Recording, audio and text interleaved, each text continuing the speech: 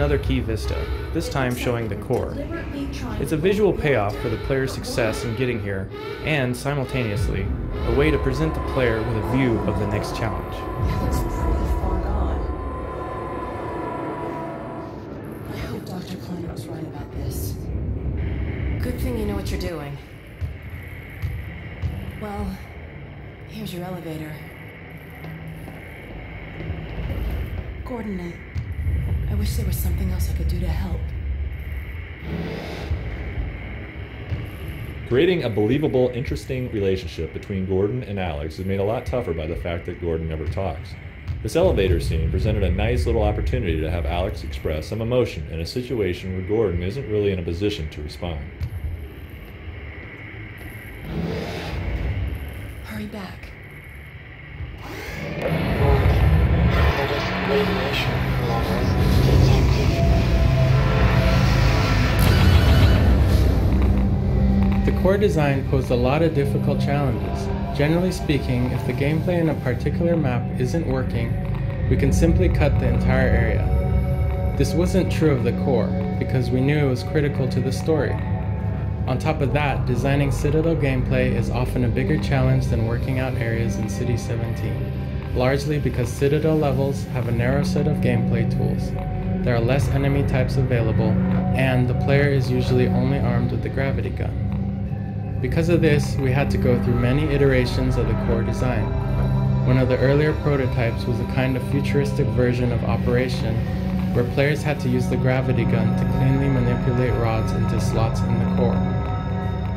That didn't work, partly because playtesters found that their view was obstructed by the rods, which made it frustratingly difficult to manipulate them with any kind of precision. We prototyped, playtested, and abandoned several other designs until we finally arrived at one that was fun, while still being challenging enough to give players the sense that they'd accomplished a significant goal.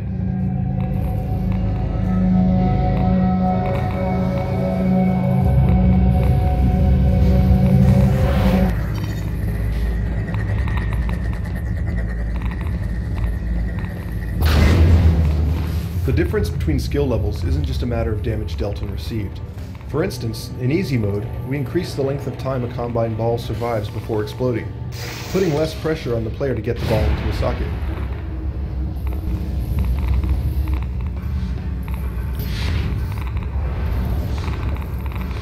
The ball tubes are an example of us working within our available toolkit to create a puzzle around a recognized concept.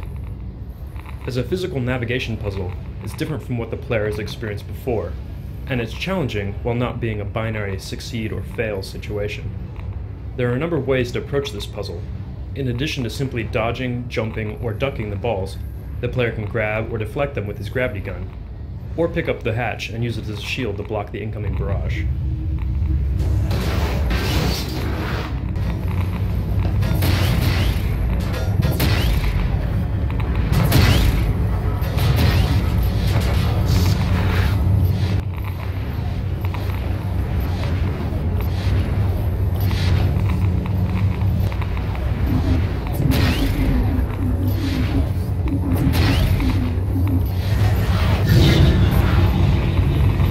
The Combine core was another new space that needed to stand out from the rest of the environment. We wanted the core to look hot and dangerous, but still be distinct from the fires and the cool blues of the rest of the Citadel. The core became the primary light source in this space, and in conjunction with the white set of Combine materials, we created an extreme contrast to the normally dark values of the Citadel metals.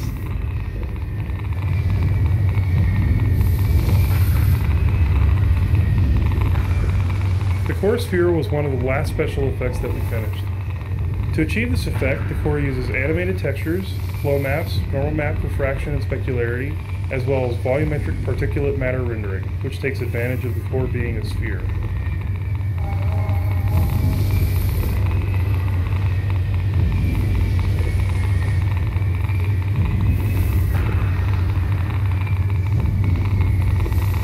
The higher contrast white Combine motif of the core sets it apart from the rest of the Citadel and heightens its importance within the visual style of Combine aesthetics. It also helps enhance the perception of heat and radiation in the space.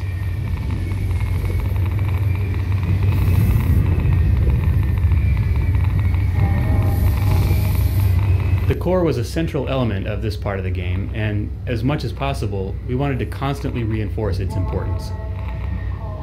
Zigzagging through the space in 3 dimensions while navigating a variety of challenges let us present a few different visual and gameplay perspectives on the same space. By letting the player see the core from a bunch of different angles, we were able to give them a real sense of its scale.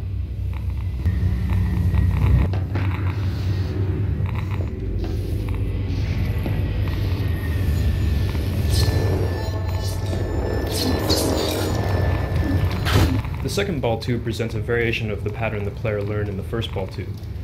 While the first tube can be crossed slowly, by crouching and maneuvering your way up, the second ratchets up the pace, requiring a quicker, more responsive approach.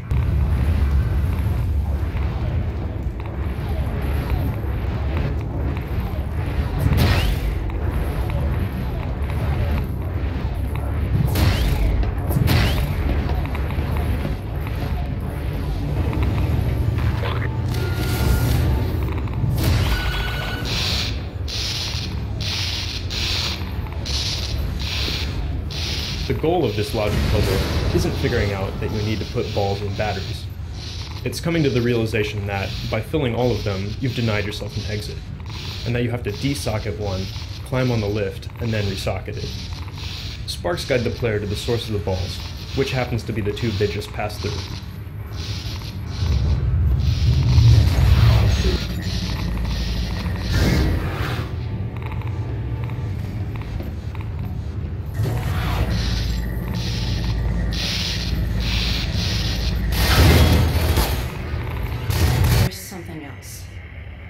It's Judith. Take a look. I'm fairly sure I've pinned down the location of the project. It's hard to say how much of it might have survived intact, or whether there's anything remaining that could compromise our work if it were discovered by the Combine. We'll need to take a close look at it, of course, but I should be able to give a better opinion within a few Monitor hours. scenes, such as this video transmission from Dr. Mossman, aren't simply pre-rendered video. I'm gonna cut this short. We may have These scenes actually unfold live in an inaccessible section of the map, while being projected onto the monitor screen. Here's Dr. Mossman from the small Arctic base set.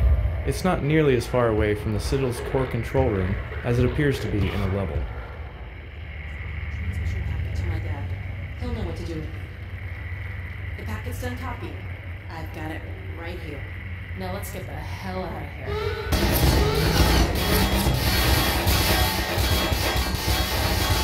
Slow, but not tomorrow.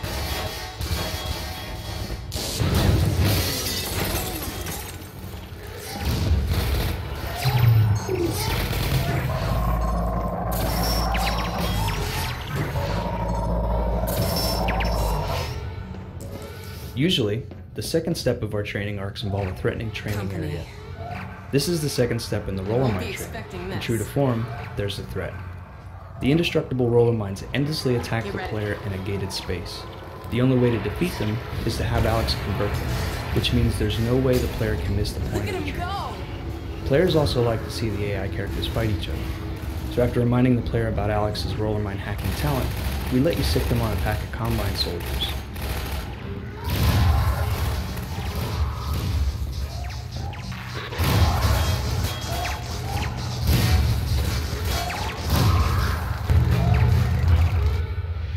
Let's get in.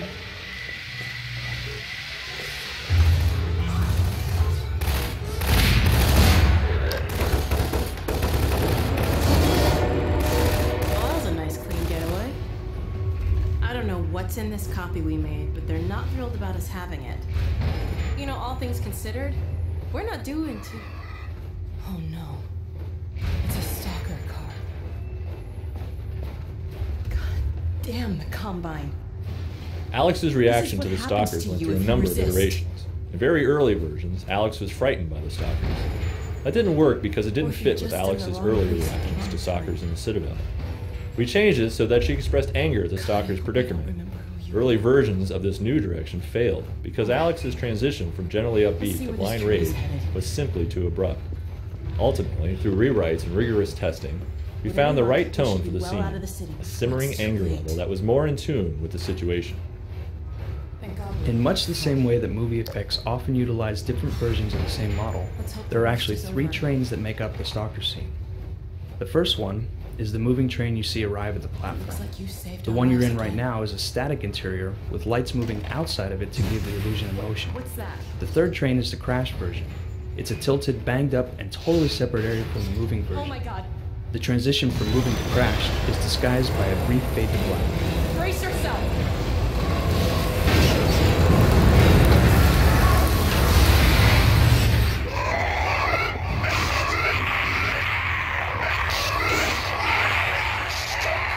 Gordon, help me. Please. Help. Get it off me. Get it off.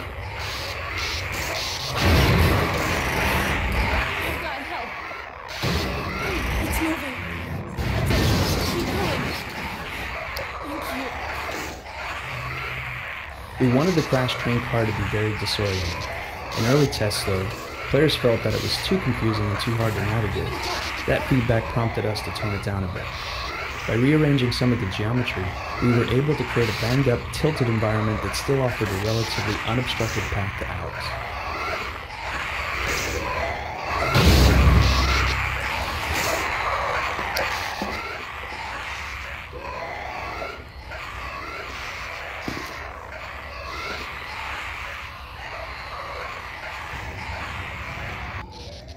Hold up a sec. I gotta catch my breath.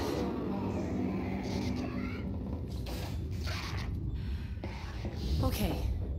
This is another multi-purpose scene. First, Alex is visibly This might not be shaken, as easy which as once I again thought. humanizes her. We're in the But same she also place states the as player's goal eventually. for the second half of the game. On foot Climb to to a the train surface station. and get to the train station. Let's head for the surface.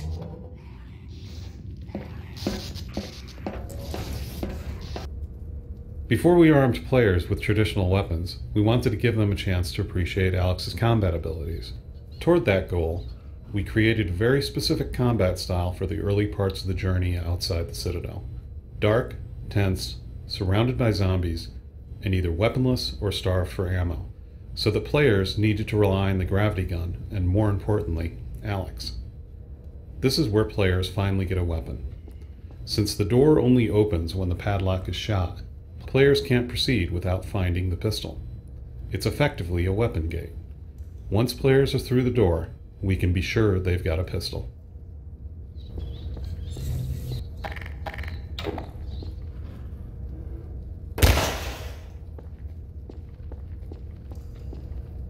Originally, the player couldn't operate the power boxes, and would have to wait for Alex to do it. We thought it'd be entertaining to watch Alex do some cool thing while you protected her. Unfortunately, that didn't work out. Playtesters were more annoyed than entertained. The other problem was that having Alex committed to a particular activity while action was still going on in the world tended to quickly expose her most robotic tendencies. She'd either ignore what was going on, or completely stop whatever activity the player was waiting for her to finish. Either way, it was unconvincing and frustrating. What we learned here was that whenever Alex commits to some action in a dynamic environment, she needs to finish it quickly and move on.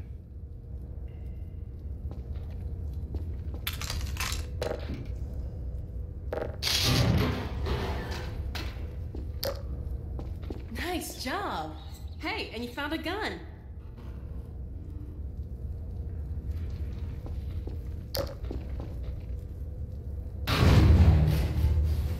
The darkness in this area has a few real gameplay benefits. It slows the player down, which most of the time keeps Alex at your side.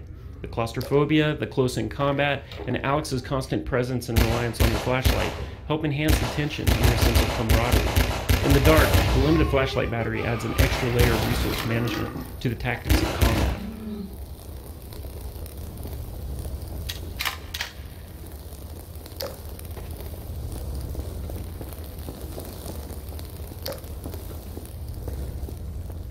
Initially, the player wasn't going to have a weapon here. The combination of no weapon and near total darkness forced the player to use the flashlight to direct Alex's fire. We liked the idea that you could interact with Alex in a meaningful way, using elements that were already built into the interface. Unfortunately, playtesters didn't like not having a weapon, so we added weapons back in. Luckily, it turned out that, even armed, players tended to still use and enjoy the flashlight mechanic.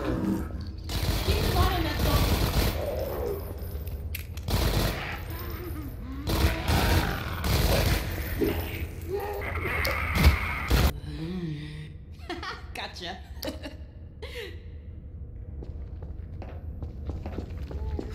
If you don't like Alex, Looks like we you're not found a going to have troop much fun with train. Episode 1, so Alex being likable was one of our most crucial design goals. Little moments like the Zombine joke are designed to make Alex more endearing. Since we like to multitask, it also had the practical purpose of introducing a new monster. The success of the scene relied on a combination of dialogue, voice acting, and animation. Surprisingly, lighting was really important too. Under red light, Alex's self-deprecating groan looked more like she was sneering at the player for not getting the joke. Changing the lighting to blue and then adjusting the direction of the light so that it changed the shadows in her face fixed the problem. It's important that monsters get very deliberate introductions, since players are going to interact with them a lot. Generally, we let the player first see a new monster in a safe environment, so they can start thinking about it before they have to fight it.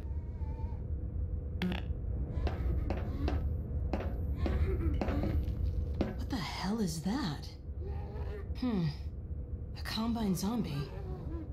That's like a zombine, right?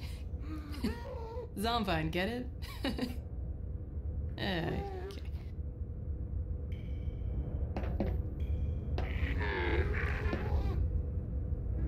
Crap! Look out! It's got a grenade!